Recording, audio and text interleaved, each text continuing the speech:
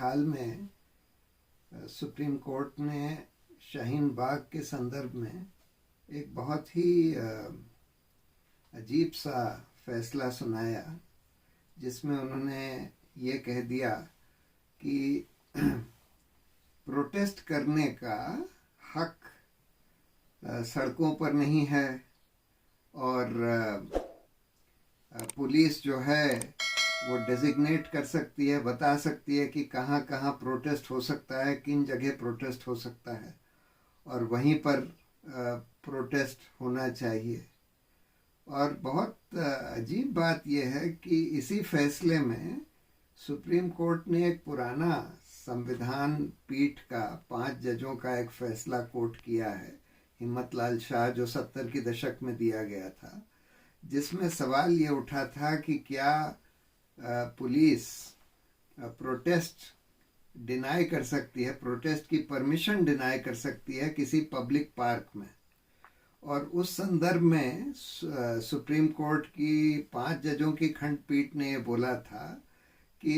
Public park हो चाहे सड़क हो, कोई भी सार्वजनिक जगह हो, वहाँ पर प्रोटेस्ट करने का राइट की उतनी ही या उससे ज़्यादा अहमियत है जितनी वहाँ पर और लोगों को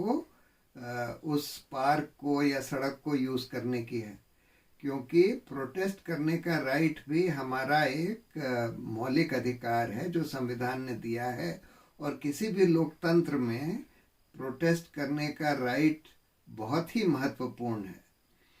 और इसलिए ये बड़ा अजीब लगता है कि आज 3 जजों की खंडपीठ ने एक फैसला दे दिया जिसमें 5 जजों की खंडपीठ के फैसले का हवाला दिया, लेकिन उसके बिल्कुल विपरीत बात बोल दी। तो इस तरह से हम देख रहे हैं कि हमारे देश में प्रोटेस्ट करने के राइट पर अंकुश लगता ही जा रहा है। दिल्ली पुलिस तो बहुत सालों से उन्होंने धारा 144 लगाई हुई है पूरे सेंट्रल दिल्ली में, और कहते हैं कि हम सिर्फ जंतर मंतर पर प्रोटेस्ट करने का राइट देंगे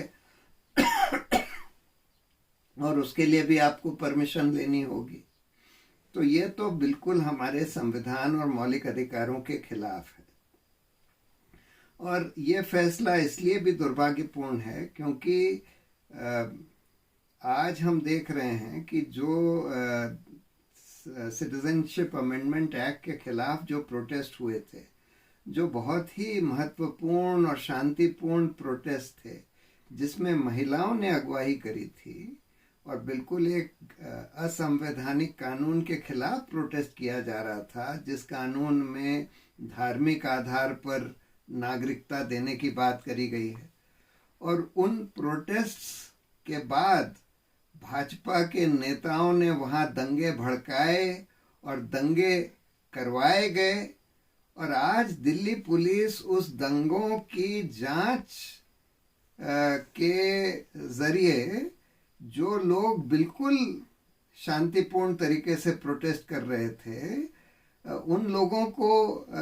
चार्ज कर रही है, अरेस्ट कर रही है, और जिन लोगों ने साफ साफ वीडियो पर दंगे भड़काए थे उनके खिलाफ कोई एक्शन नहीं ले रही है।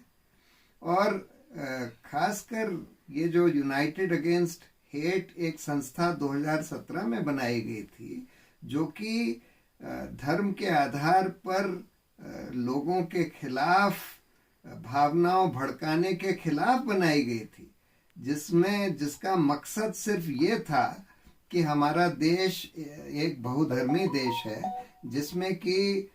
इस तरह से किसी धर्म के खिलाफ भावना भड़काई नहीं जानी चाहिए। और उसके खिलाफ इतना अच्छा काम किया इन्होंने, कई सारी रैलीज निकाली। जो ये लिंचिंग हो रही थी, उनके जो विक्टिम्स थे, जो बिल्कुल सांप्रदायिक आधार पर लिंचिंग हो रही थी मुसलमानों की, उन विक्टिम्स की मदद करने के लिए बहुत काम किए। और सिटीजनशिप अमेंडमेंट एक्ट के खिलाफ जो प्रोटेस्ट हो रहे थे उसमें भी भाग लिया। उन लोगों के जो मेन लोग थे, उमर खालिद और कई लोग, उन लोगों को अरेस्ट कर लिया है। यानी कि जो काम हमारे देश के युवकों को करना चाहिए कि धर्म के आधार पर बांटने की राजनीति के खिलाफ, धर्म के आधार भावना भड़काने के खिलाफ जो काम होना चाहिए इस देश में, वो काम ये लोग कर रहे थे। और इन्हीं को आज चार्ज किया जा रहा है दिल्ली पुलिस द्वारा कि आप लोगों ने दंगे भड़काए, और बिल्कुल झूठे आधार पर। तो ये बहुत ही दुर्भाग्यपूर्ण चीज़ है जो हो रही है। और दिल्ली पुलिस ने तो ये जो कहते हैं कि हम जांच कर रहे हैं दंगों की साजिश की, लेकिन ये तो जांच ही एक तरह की साजिश बन गई है। बिल्कुल बेकसूर